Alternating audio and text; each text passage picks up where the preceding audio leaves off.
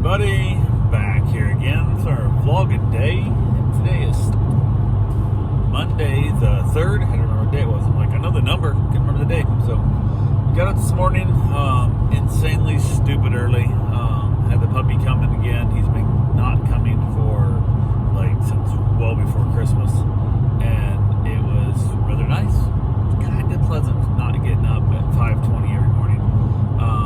Was concerned I'd not wake up in time, so I went ahead and actually, when I set my alarm, I turned my ringer up extra loud too, and a couple other little things to make sure I was doing the best I could to not oversleep, because when I get concerned I'm going to oversleep and I don't get good sleep. So woke up though this morning, it was like, I think 5:18, like that, and just boom, wide awake, and I thought, oh crap, what time is it? So looked at my watch real quick, and it was dead nuts. It was like 5:18, and then I was like, okay, cool. Turned off my sleep alarm, turned off my regular alarm, which had set a secondary alarm also, because I have the ones called Sleep Cycle, that it basically senses when I'm being restless, and it'll wake me up for like a 10-minute gap. So like 5:10 to 5:20, or 5:20 to 5:30, or 5:40 to 5:50, whatever it is, whatever that gap is, it'll give me a 10-minute. You can make it as much as like a half an hour window.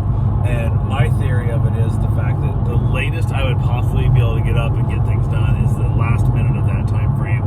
I used to have like a 30-minute gap, and then I've lowered it down to a 10-minute gap. If I'm not restless in that 10 minutes, it'll just go off at, say 5:20, 5:30, 7 a.m., whatever it is, and it goes off. But I found what was happening was, because I'm so restless all the time, I don't sleep real well, I was giving myself like a half an hour window gap, and I need to be up, say, by, 5:20. I would set it for like 4:50, thinking, well, that would give me that best range of time. But I wrestle and turn and toss and turn so often, it was waking me up at 4:50 every morning. And I'm like, well, that sucks. I don't want to deal with that shit. And then I pushed it back, going, okay, I'll just set my alarm for later, because it was waking me up to like the first few minutes every time of that half an hour gap. And then the one day, it didn't wake me up at all. So now I'm still 100% asleep when he calls me and says, hey, I'm here to drop my dog off. And I freaked the hell out, because like that's not me. I'm not that dude. Like I'm never late to shit. Like, it drove me nuts. So I basically hopped up real quick, got the dog done. But today I woke up plenty early, got my alarm shut off, nothing I had to worry about it. And I had the secondary alarm, I shut it off also, didn't worry about it. So went out trying to keep the new dog from barking when I head out there, and she's a bit of a barker. So I was trying to do the best I could. It was keeping her quiet so I'd wake up the rest of the house. Got him outside, let him go to the bathroom and stuff, got him all taken care of. And then from there, I waited around a little bit for the pup to get dropped off. He got dropped off finally. And I was just stuck him on leash right away, because I didn't know how he was going to get along with the new dog. I didn't want her barking at him and whatnot and waking up the household. So I let them introduce each other a little bit. They kind of, tried to play a little bit here and there and stuff. The new pup ran over and saw Bruce, of course. That's his favorite dog in the world, is Bruce. And they hung out a little bit and stuff until he started to get like a little bit too excited. And then I rushed the puppy outside with me on leash and got him out there. I hopped in the hot tub, let him run around the yard.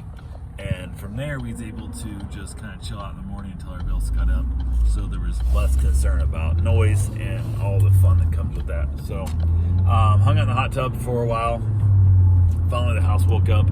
They're getting up, and I let the dogs introduce themselves. And unfortunately, the pup is just, he needs to be neutered. It's just awful. Like, it was ridiculous. So he played with Mishka some. He tried to play with Kaya some of that. And he just can't stop from humping stuff. Like, it's awful. So unfortunately, he got stuck tethered to the tree. They didn't run. The tether runs out there on the fence, whatever and stuff that reached over to the tree.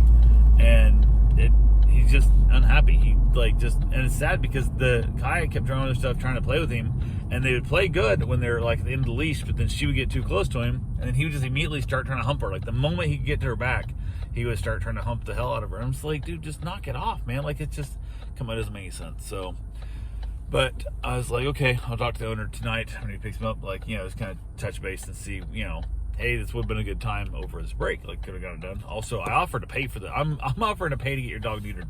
You said originally you wanted to wait till the dog was a year old. The dog is well past a year old now, and the dog took that turn where it's all he thinks about. Like, I would never take this dog to the dog park anymore, to the point that I'll put the shot collar on him and hit him with the shot collar, and he still just keeps humping. Like, he'll jump away and then go back like literally 2 minutes later, and it just sucks because he had been such a great dog, and now all he wants to do. And even today, he even got a little bit aggressive with Cosmo, and was growling at Cosmo. Cosmo's like the most goofy, laid back, chilled, unaggressive dog at all. And I'm just like, really, man? Because there's a female here, now you're gonna be shitty? Because he knows Cosmo. Like, they play, they get along fine. There's no issues. But because there's a female dog here, now you're gonna try to show off because you can't stop thinking with your damn,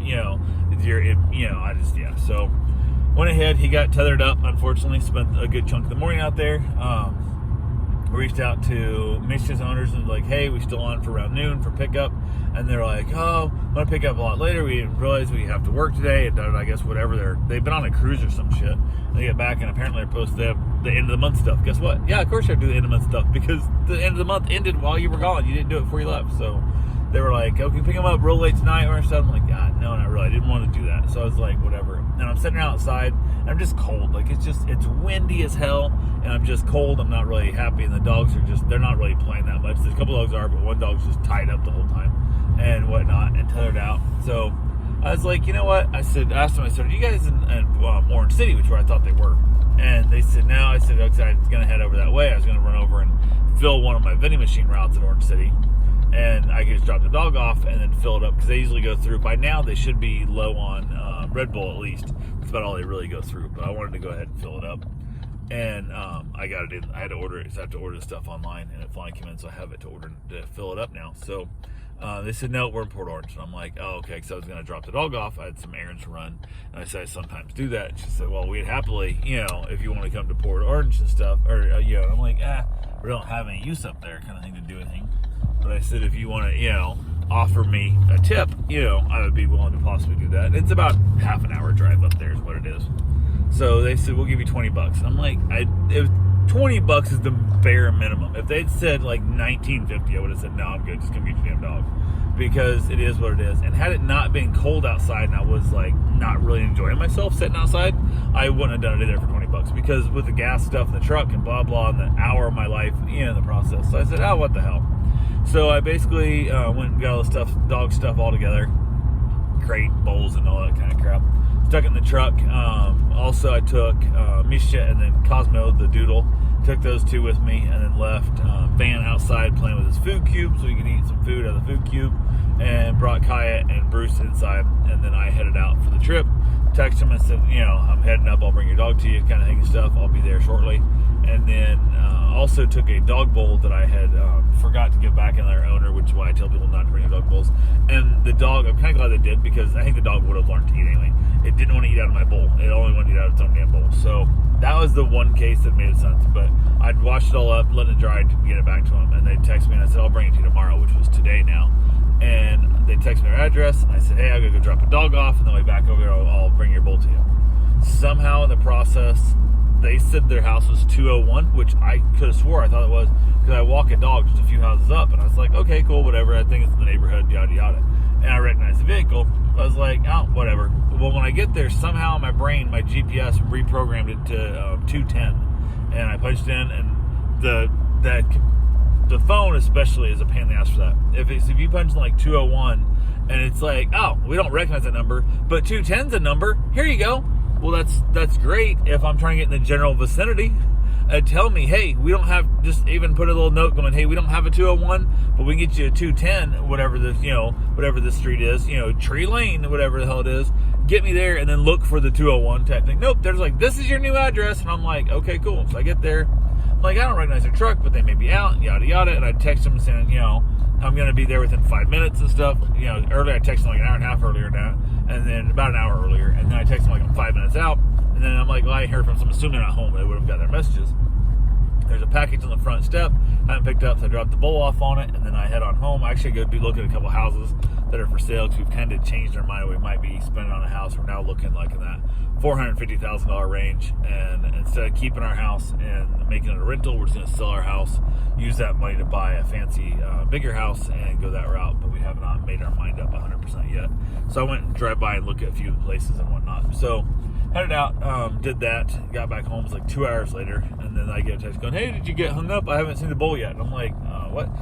It's been 2.5 hours. What the hell? So I'm like, see the back, and I looked, and sure enough, I realized I went to 210 instead of 201. So I texted her and said, "Hey, it's over 210, not 201. White truck. Here's the sticker in the back window of the truck says, and whatever." And I said, "I can run back over. I can get it and bring it to you and stuff." And she goes, "Oh no, I'll go get it." I said, "For some reason it's not there.